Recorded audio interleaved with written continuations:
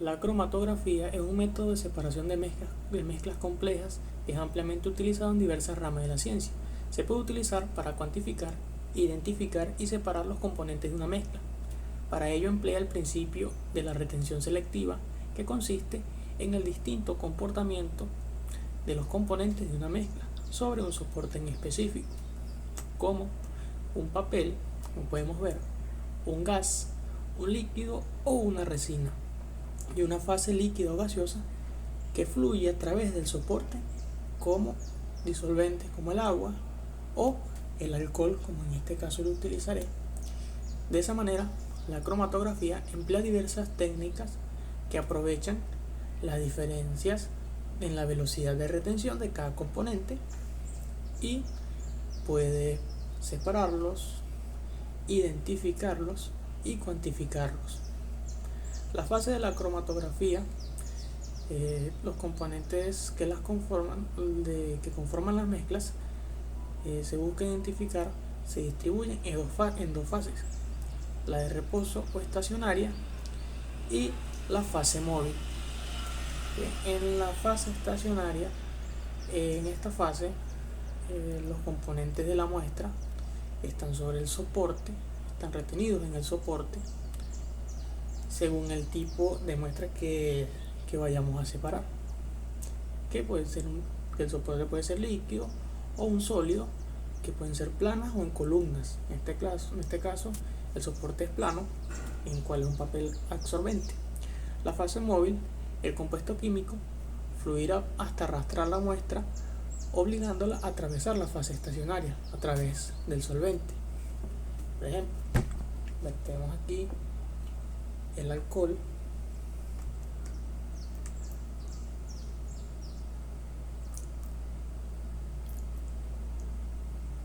vemos que el solvente empieza a ser absorbido por el papel, el cual obliga a la tinta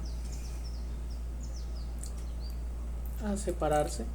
Esta tinta está conformada por distintos componentes y empieza a separarse en este arrastre que hace el solvente a través del soporte. Podemos ver cómo se va separando poco a poco. Vemos que esta es tinta de marcador que estoy tomando como ejemplo. ¿Ven? Esto tarda más o menos de 5 a 10 minutos para que los componentes de la muestra. Bien, después de un tiempo de espera relativamente de 5 minutos, ya podemos ver los componentes de la tinta. ¿Bien? Tenemos aquí el amarillo, se ha disuelto en el soporte, pero no podemos ver otras pigmentaciones debido a que es un color primario y no tiene mezclas. Seguidamente el rojo se vuelve un poco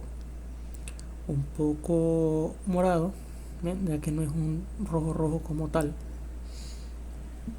El verde, como es un color ya secundario y tiene mezclas,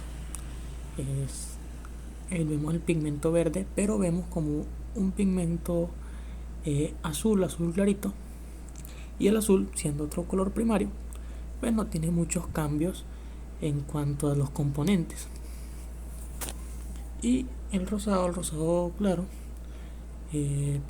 pues como es muy clarito, pues no vemos alguna diferencia en los componentes de la mezcla de su tinta. Aquí ya tenemos hecho el método de separación por cromatografía en papel. Muchas gracias, profe. Bueno, buenas tardes.